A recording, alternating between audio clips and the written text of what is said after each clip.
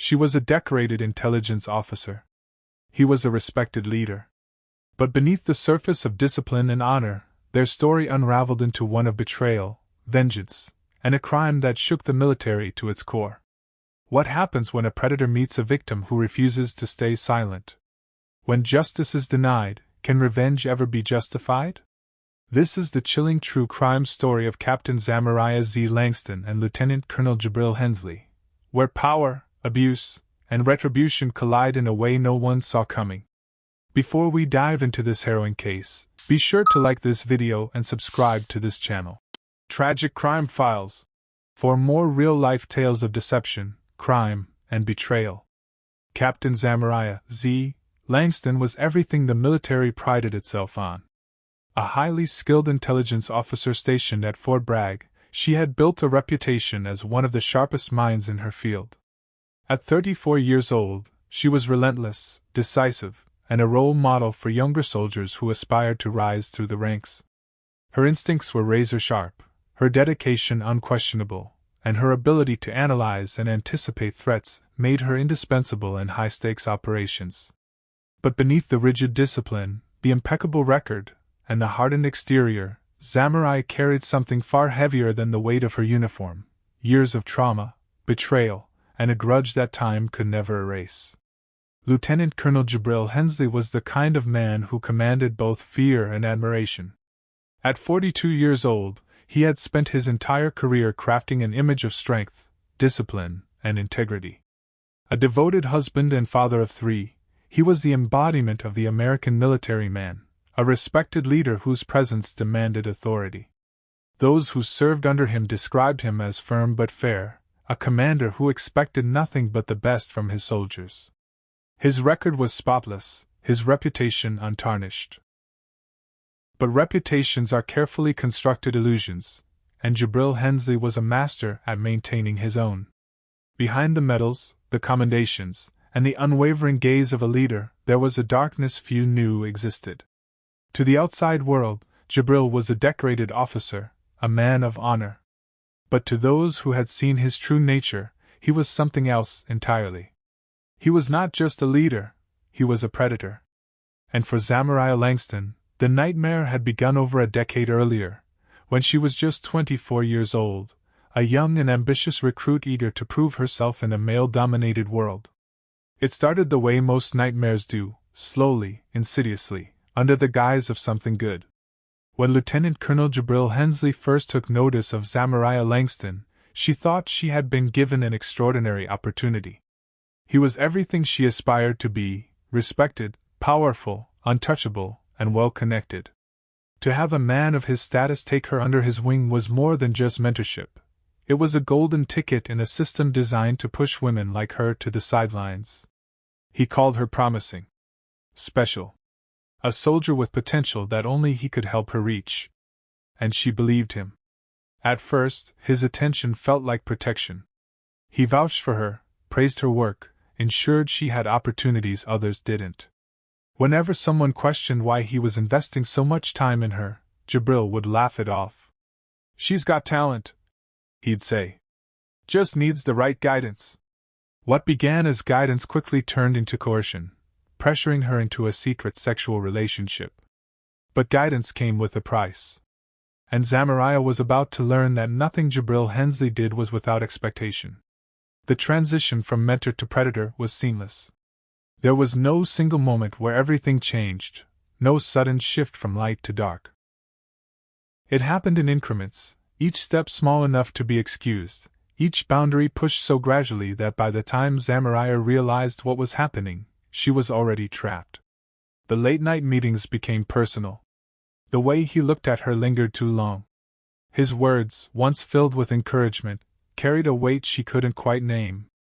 And then, one night, when they were alone, he crossed the final line. He told her it wasn't just admiration, it was something deeper. Something they couldn't ignore. She tried to resist at first. She told him this was inappropriate, that she wanted to focus on her career. But Jabril had spent years perfecting the art of control. He knew exactly how to break her down, how to twist reality until she no longer knew where her choices ended and his will began. He told her she owed him. That everything he had done for her wasn't free. That without him, she was nothing more than another soldier who would be overlooked, forgotten. He reminded her of his power, of what he could give her, and what he could take away. Zamariah learned quickly that in Jabril's world, refusal was not an option.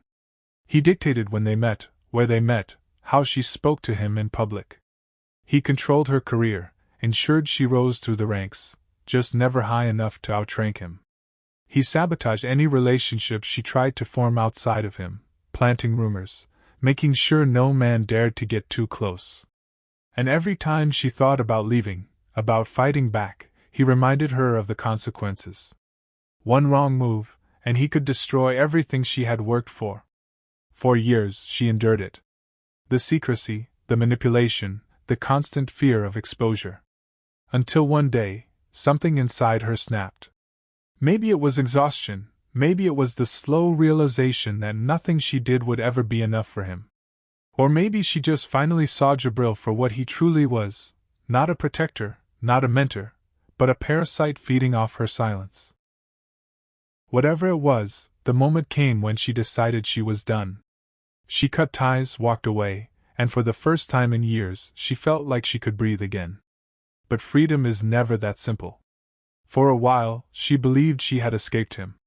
She moved on, threw herself into her work, pretended those years had been nothing more than a bad dream she had finally woken up from. Until a routine medical exam shattered everything she thought she knew. The doctor's words were clinical, detached, but they hit like a bullet to the chest. Positive. HIV positive. And not just that, it had already progressed. AIDS. 3 years free of Jabril Hensley, and he had still found a way to destroy her. The realization came in waves. The shock, the denial, the slow, creeping horror. And then, the final blow, the undeniable truth that Jabril had known. He had known he was infected, and he had never told her. He had sentenced her to death, all while moving on with his life as if she had never existed. His wife, his children, his spotless reputation, they were all still intact. And Zamariah? She had been left with nothing but a diagnosis and the knowledge that justice would never come for her. Or at least, not the kind of justice the world recognized. Because as Zamariah sat alone in that cold, sterile doctor's office, something inside her shifted. The grief, the heartbreak, the fear, it all gave way to something else. Something darker. Something colder. Jabril Hensley had taken everything from her. And she was going to make sure he paid for it. Revenge is best served cold, and Zamariah Langston had spent years letting hers freeze into something unrecognizable. The heartbreak, the betrayal, the life sentence Jabril Hensley had given her, none of it mattered anymore. Grief had burned away, leaving only purpose. She would not beg for justice. She would not crumble beneath the weight of what he had done. She would make him suffer the way she had suffered. And the best part? He would never see it coming. It started slowly, carefully. Jabril had spent years believing he was untouchable, a man above consequences. So, when Zamariah reached out, her words laced with regret and longing, he never questioned it. "I miss you," she told him. "I was young and foolish. I should have never left you." It was all a lie, but to a man like Jabril, it was exactly what he needed to hear. He had always believed he owned her. That no matter how far she ran, she would eventually come back. And now, here she was, apologetic, eager to make amends, whispering promises of the past. It was almost too easy. Within months, they were meeting again in secret, just like before. Zamariah played her role flawlessly, submissive, adoring, desperate to prove her loyalty. Every touch, every kiss, every moment they spent together was a carefully laid trap, and Jabril walked into it willingly. He never once suspected the truth. Why would he? He had spent years molding Zamariah into his perfect puppet. He had broken her, humiliated her, made her believe she was nothing without him. The idea that she could be the one manipulating him? That she could be the one pulling the strings? Impossible. So, when she begged to feel close to him again, When she insisted they didn't need protection, he didn't hesitate. After all, hadn't he always been in control? But this time, Zamariah was the one calling the shots. Every encounter was deliberate. Every moment together, another step toward his downfall. She documented everything: text messages, hotel receipts, even discreetly recorded conversations. It wasn't enough for her to destroy him, she wanted proof. Evidence that, when the time came, would leave no room for doubt. And inside his body, the virus she had carried in silence for years began its slow, merciless work. It spread through his system, undetected, just as it had once done to her. A ticking time bomb buried beneath his arrogance. The beauty of it all was that Jabril never suspected a thing. He still walked through life with his chest puffed out, barking orders, playing the devoted husband and father, completely unaware that death was already inside him. He had stolen her future. Now, she was stealing his. For over 2 years, she kept up the act. She laughed at his jokes, whispered sweet nothings, let him believe he had won. And with every passing day, the power shifted further into her hands. He was hers now, just as she had once been his. But the difference was that when she was done, there would be nothing left of him. Revenge is not just about making someone pay, it's about making sure they never forget why. Zamariah Langston had spent years planning this moment, down to the last second. Every lie she told, every calculated touch, every sacrifice had led to this night. The night she would take everything from Jabril Hensley the way he had taken everything from her. The banquet was a grand affair, the kind of event where only the most powerful in the military gathered. Generals, commanders, decorated officers, men and women who had spent their lives building careers rooted in honor and discipline. Jabril was one of them, a shining example of leadership and excellence.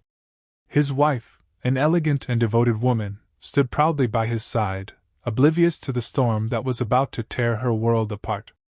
Zamariah had timed it perfectly. Jabril was at his peak, standing before the crowd, waiting to receive another prestigious commendation. He looked untouchable, invincible. And then, just as the applause died down, she stood. "Before we continue," she said, her voice steady, unwavering, "I have something to share." The room fell silent. All eyes turned to her. She was just another officer in the crowd, until the massive screen behind Jabril flickered to life. What played next was more damning than any accusation. The footage was crystal clear, the audio unmistakable. Jabril and Zamariah, in hotel rooms, in his office, in places he never should have been. The way he touched her, the words he whispered. Promises. Manipulation. Lies. Gasps filled the banquet hall. Jabril's wife clutched his arm, her nails digging into his skin. His colleagues exchanged horrified glances. His superiors, men who had once called him a brother, sat frozen in their seats. But that was only the beginning. This man, Zamariah continued, her voice cutting through the stunned silence, is not just an adulterer. He's a predator. A liar. A man who knowingly infected me with HIV. The words hit like a gunshot. Jabril's wife stumbled backward, her face draining of color. Someone in the crowd let out a sharp gasp. A murmur of disbelief spread like wildfire. But Zamariah wasn't finished. She stepped forward, holding up a folder thick with documents. "Here are my medical records. Here is proof that Jabril Hensley is now HIV positive. And here," she flipped through the pages, her voice unwavering, "is proof that he has done this before. Other women. Other victims. Some of whom have also tested positive." The room imploded. Chairs scraped against the floor as people backed away from Jabril like he was radioactive. His wife collapsed in a heap, wailing, clutching her chest as if she could rip the truth out of it. His commanding officers whispered urgently, their faces dark with fury. The career he had spent decades building crumbled in an instant, not in the shadows, not behind closed doors, but under the blinding lights of the very institution he had once ruled. Jabril tried to speak, to defend himself, but there was nothing left to say. The evidence was there. The truth was there. And Zamariah? She had never looked stronger. As the whispers turned into shouts, as the man who had destroyed her life was reduced to nothing more than a disgraced figure drowning in scandal, she allowed herself a single, satisfied breath. Justice had never been an option for her. So she had created her own. For Jabril Hensley, there was no escape. The fallout was immediate, brutal, and absolute. Within hours of the banquet, the military launched a full-scale investigation. His once sterling reputation meant nothing in the face of hard evidence. The recordings, the medical records, the testimonies of other victims, it all painted a damning picture of a man who had built his career on deceit and predation. His commanding officers, the very men who had once toasted to his successes, now refused to meet his eyes. His fellow soldiers, the ones who had called him a leader, now called him a disgrace. He was stripped of his rank, court-martialed, and placed in solitary confinement, while the legal process unfolded. The military had no choice but to erase him, his name scrubbed from honors, his commendations revoked, his legacy reduced to nothing but a cautionary tale. But for all the destruction she had unleashed upon him, Zamariah Langston's own reckoning was just beginning. Revenge is a dangerous game. Even when it feels justified, the consequences don't discriminate. The same investigation that sealed Jabril's fate soon turned its focus onto her. At first, she was seen as a victim, a woman who had suffered unimaginable abuse at the hands of a superior. But the deeper they dug, the clearer it became that this was more than just exposure. This was calculated. Intentional. Zamariah had knowingly transmitted HIV to Jabril. She had seduced him back into her web, knowing exactly what she was doing. And in the eyes of the law, that made her just as guilty as the man who had ruined her life. Her arrest sent shockwaves through the military. The woman who had been seen as a survivor, a warrior, was now being painted as a cold-blooded vigilante. The prosecution wasted no time building their case. They painted her as a woman who had allowed her pain to twist into something monstrous. A woman who, instead of seeking justice through the proper channels, had chosen to become an executioner. The trial was unlike anything the military had ever seen. Soldiers, officers, legal experts, everyone had an opinion. Was she a hero, or a criminal? A victim, or a vengeful mastermind? Her defense team argued that she had spent years being manipulated, abused, and discarded like she was nothing. They told the jury that she had tried to move on, to build a life beyond Jabril's control, only to have her entire future stolen from her the moment she was diagnosed. Wasn't her rage justified? Hadn't she earned the right to take something back? But the prosecution saw it differently. They dissected every move she had made. The text messages, the meetings, the calculated way she had lured Jabril back in. They told the jury that this wasn't about justice, it was about destruction. They argued that she had become the very thing she despised, a predator. And in the eyes of the law, there could be no exceptions. The jury's decision came down like a guillotine. Guilty. Aggravated assault. Intentional HIV transmission. Conduct unbecoming of an officer. 25 years in federal prison. No parole. The room erupted. Some gasped in horror, unable to believe the punishment she was being handed. Others nodded, believing that justice had been served. And Jabril?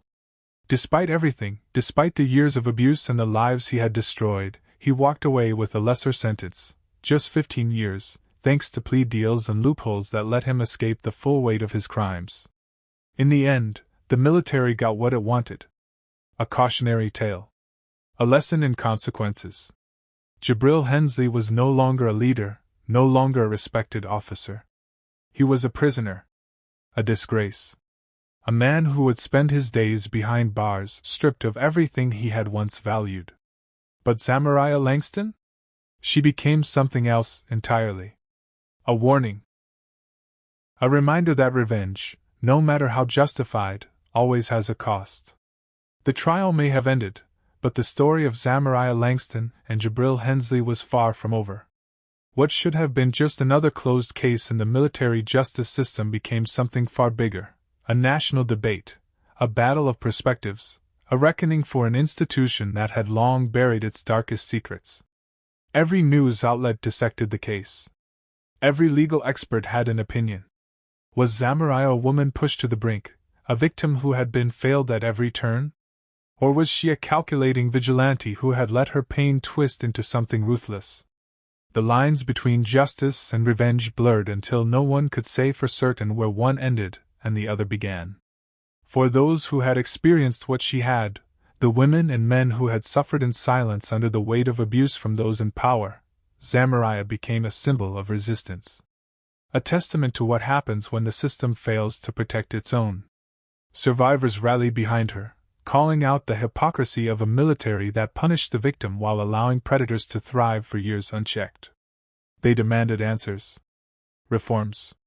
Change. But for others, the case was black and white. The law was the law. Zamariah had knowingly infected another person with a deadly disease. No matter what had been done to her, no matter how much suffering she had endured, she had crossed a line that could not be ignored. If the military let her go free, what message would that send? That revenge was an acceptable substitute for justice? That two wrongs could ever make a right? And yet, the question remained, had the system done its job in the first place, would any of this have happened? Would Zamariah have been forced to become her own form of justice? Or was she always destined to be another casualty in a war fought behind closed doors? Zamariah Langston would spend the next 25 years behind bars, but her story did not die with her conviction. It became a question, an indictment, a wound that refused to heal. Because long after the cameras stopped rolling and the headlines faded, one truth remained: there would be more Jabril Hensleys. More Zamariah Langstons. More stories that might never be told. Captain Zamariah Langston and Lieutenant Colonel Jabril Hensley's story is not just one of crime, it's a story of power, manipulation, and the consequences of a system that too often turns a blind eye. A woman pushed past her breaking point. A man who believed he was untouchable. 2 lives forever destroyed, and an institution forced to confront its own failures. But in the end, did justice truly prevail? Or did revenge and justice blur into the same devastating reality? Had the military held Jabril accountable years earlier, would this tragedy have ever happened? Was Zamariah a woman fighting back, or did she cross the line into criminality? Let us know your thoughts in the comments below. And if this story shocked you, make sure to like and subscribe to this channel. Tragic Crime Files. For more real-life cases that expose the darkest intersections of power, crime, and betrayal.